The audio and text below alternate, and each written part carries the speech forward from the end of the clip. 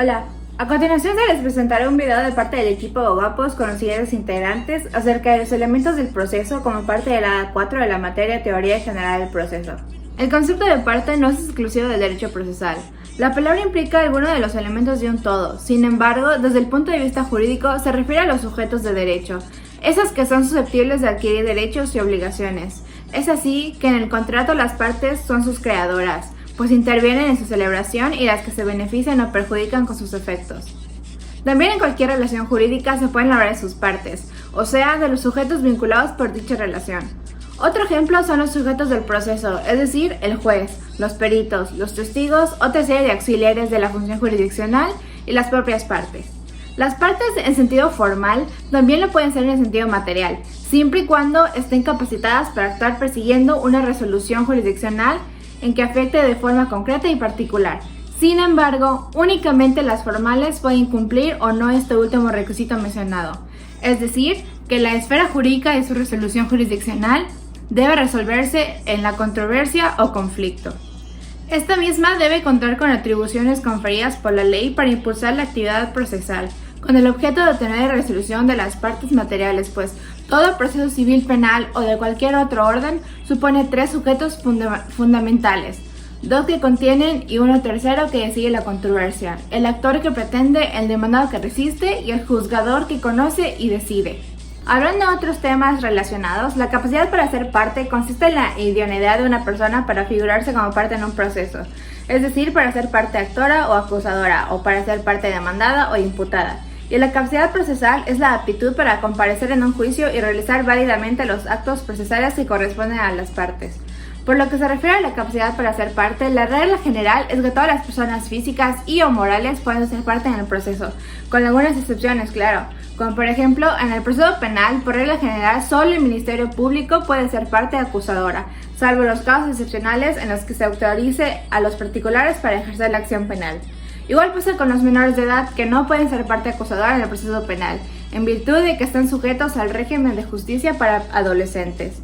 Y en el juicio de amparo solo pueden ser parte demandada quien reúna los requisitos necesarios para ser considerada autoridad, por lo que concierne a la capacidad procesal. La regla es que todas las personas en pleno ejercicio de sus derechos pueden comparecer en juicio. Las personas físicas pueden hacerlo por sí mismas o bien por medio de un representante designado voluntariamente, a través de un mandato judicial o de un poder para pleitos y cobranzas, hablando de una representación voluntaria. La legitimación se entiende como una situación del sujeto de derecho en relación con un supuesto normativo que autoriza que adopte una conducta determinada, esta conferida por la ley. Aunado a esto, existe la capacidad de goce, ad causam, y la capacidad de ejercicio, ad processum. La capacidad de ejercicio presupone a la de goce, pero esto no se aplica a la inversa. Estos conceptos van ligados con los conceptos de parte material y de parte formal. Así como con la legitimación, esta puede ser de fondo, es decir, que puede ser causal. Tiene toda parte material, por lo tanto está vinculada con la capacidad de goce. Es aquí donde se presenta la legitimación ad causam. Esta legitimación se puede presentar en un menor de edad, el cual puede ser titular de algún derecho de fondo o sustantivo, pero no tiene la capacidad de ejercicio. Igualmente, la legitimación se puede mencionar como activa o pasiva. Ahora hablaremos sobre los principios procesales. El primer principio es el de acumulación eventual. Según Briceño Sierra, se expresa que los principios que se llaman formativos, uno de estos principios es de acumulación eventual. Este principio es aquel que impone a las partes el deber de presentar de forma simultánea todas las partes que corresponden a un acto o etapa procesal. Se pueden mencionar las acciones, excepciones, las alegaciones y las pruebas. Ahora hablaremos un poco del principio de concentración. Este principio puede entenderse como la oportunidad de desarrollar la máxima actividad del procedimiento al momento de una audiencia de juicio oral. Se puede explicar diciendo que las audiencias de preferencia se desarrollarán en un mismo día o en días consecutivos hasta su conclusión.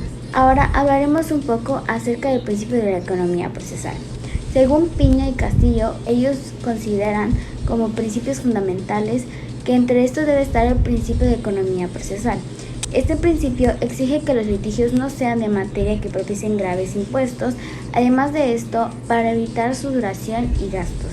Es por eso que en algunas ocasiones estos mismos se convierten únicamente accesibles para las personas que ocupan una posición económica privilegiada. Existen diferencias en los autores respecto a los principios procesales, pues es muy difícil que todos se pongan de acuerdo para tener una definición de esta como tal. Eduardo Pallares lo identifica como la denominación de los principios rectores del procedimiento, es decir, no del proceso. Mientras que de Piña y Castillo Larrañaga, apoyándose de Chiovenda, lo define como la interpretación doctrinal de la ley procesal, teniendo en cuenta el principio lógico, jurídico, político y económico. Briceño Sierra, citando a Millar, dice que estos principios son formativos para el proceso, de los cuales consta de la bilateralidad de las audiencias, el orden consecutivo, preclusión y acumulación eventual, etc. Por ende, se dice que llegar a un acuerdo entre estos es casi imposible, debido a la naturaleza de la materia, en que las opiniones varían, al igual que las ideologías, referencias e influencias. Pero sí tienen algo en común, en que todo proceso existe el orden y la secuencia. Al igual que en todo esto es para llegar a un fin, ya sea de un litigio, de un caso, etc. También concuerdan en que existe un principio general de impugnación en todo proceso, y en que todo proceso existen cargas, posibilidades y expectativas, con oportunidad de actuación y sanciones de decadencia por descuidos y falta de diligencia de las partes.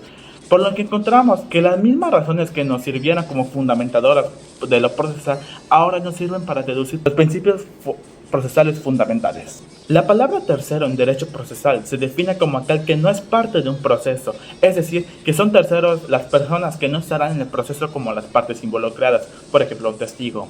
Además, hay que recalcar que no les afectará la sanción o la sentencia que se le dé a algunas de las partes, porque como su definición lo dice, no son parte del proceso como tal.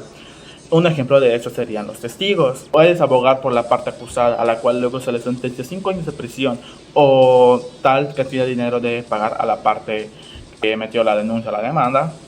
Y tú como testigo no ni eras a la prisión ni deberás pagar un solo peso de eso. Dentro de los terceros existen las tercerías, que comparecen espontáneamente y que son llamadas al mismo a defender sus propios intereses de algunas de las partes originales. La tercería es la participación del tercerista en el proceso. Esta se divide en espontánea y provocada, mientras que la espontánea es voluntaria y la provocada es forzada debido a que es llamada al juicio. La espontánea se divide a su vez en coadyuvante o excluyente. Se dirá que es coadyuvante cuando el interés del tercero concuerre con alguna de las partes, y excluyente cuando sea diferente al de las dos.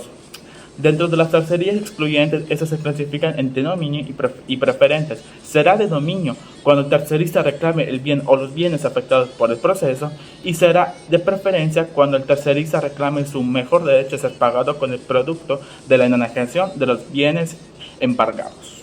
Eso ha sido todo por este video. Denle like, suscríbanse, compartan con todos sus amigos y conocidos para que todos aprendamos más sobre el mundo de la teoría general del proceso. Gracias.